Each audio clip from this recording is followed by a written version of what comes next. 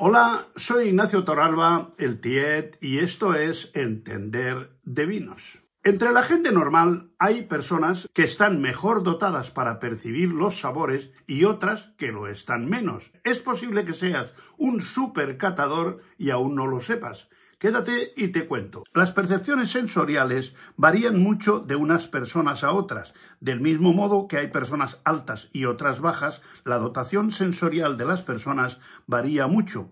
Por eso se habla de supertaster, normotaster y non-taster, sin que ello suponga ningún mérito para los mejor dotados. Eso lo ha decidido la madre naturaleza. ¿Quieres saber el tipo de catador que eres tú? O mejor dicho, ¿cómo te ha dotado la naturaleza para este menester? Ahí va toda la información. Hay una serie de pruebas muy fáciles de llevar a cabo que nos pueden dar una idea de cómo estamos dotados sensorialmente. En primer lugar, ¿prefieres la cerveza suave a la amarga?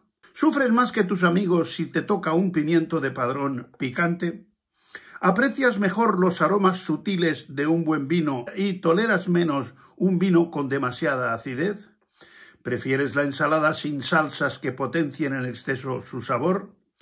¿Te molestan los postres excesivamente dulces y empalagosos? Si tu respuesta a todas estas preguntas es que sí, es posible que seas un supertaster, es decir, que estés entre el 20% de personas que tienen más papilas gustativas en su lengua y experimentan con más intensidad los sabores, tanto para lo bueno como para lo malo. No creáis que es ningún chollo. Haz la siguiente prueba.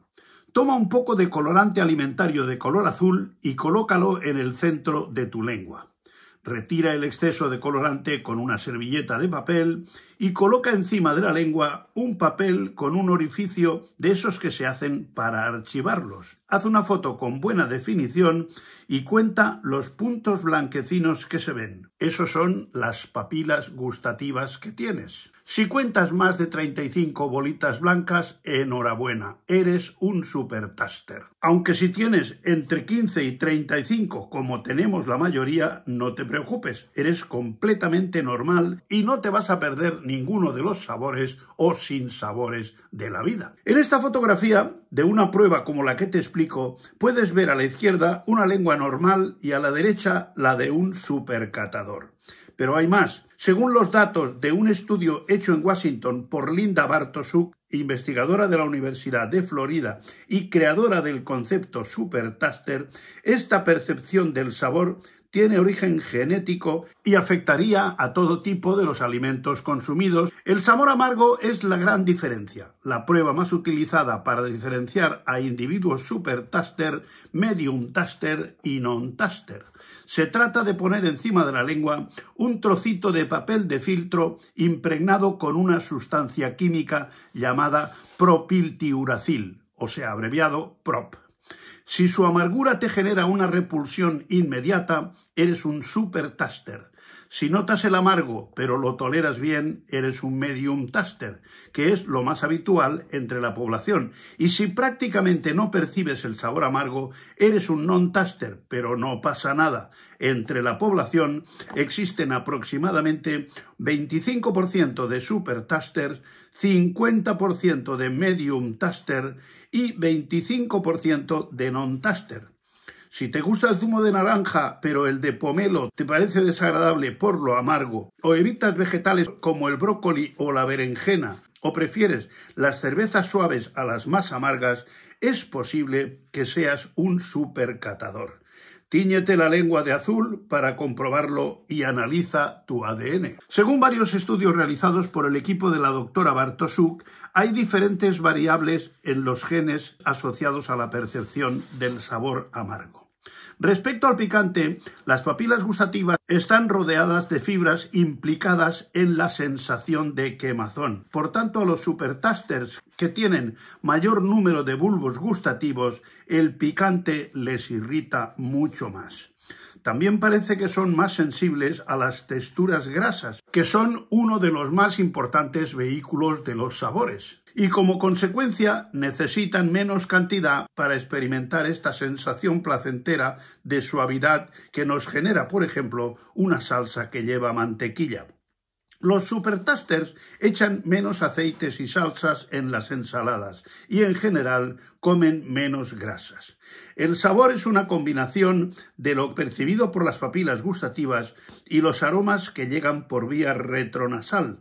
La doctora Bartosuk reconoce que la satisfacción final ante un alimento va mucho más allá de las moléculas que perciben los bulbos gustativos y que factores como la educación, cultura, entrenamiento, fumar o la edad tienen una gran influencia.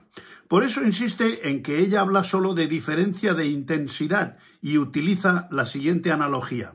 Los supertaster experimentan la comida como con luces de neón y los non-tasters, o que tienen pocas papilas gustativas, las perciben como en tonos pastel, mucho más atenuadas. En las encuestas que ha realizado con diferentes tipos de alimentos, constata que entre los supertaster hay muchas más valoraciones de los extremos del me gusta mucho o no me gusta nada. Y eso tiene consecuencias. Por ejemplo, se ha visto que entre los chefs hay más supertasters que entre el resto de la población, ya que son capaces de apreciar mejor las sutilezas y detectar los sabores ligeramente molestos.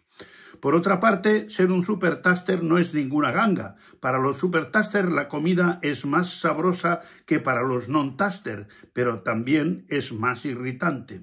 Cierto que puedes apreciar una deliciosa combinación de sabores sofisticados, pero te disgustará más un vino mediocre o platos en los que se hayan pasado con algún condimento. Se ha comprobado que los supertasters son más caprichosos con la comida y más reticentes a probar una amplia variedad de estilos culinarios. Al ser más selectivos con determinados tipos de alimentos que les resultan desagradables, también dejan de tomar determinados nutrientes. Los supertasters ingieren menos azúcares y grasas, por lo tanto, padecen menos de obesidad y riesgo cardiovascular. También beben menos alcohol porque les irrita más. Esto, sumado a que fuman menos, les hace tener menos riesgo de cáncer de cuello y pulmón. Aristóteles dijo: no hay nada en el cerebro que no haya pasado antes por los sentidos. Y yo digo que los sentidos son las únicas estructuras de nuestra anatomía que tienen línea directa con el de arriba, con el cerebro, con el que manda. Porque conocer nuestra capacidad olfativa y gustativa también es entender de vinos. Hasta otra. Ya me diréis cuando os tiñáis la lengua de azul si tenéis muchas bolitas o pocas. Hasta otra.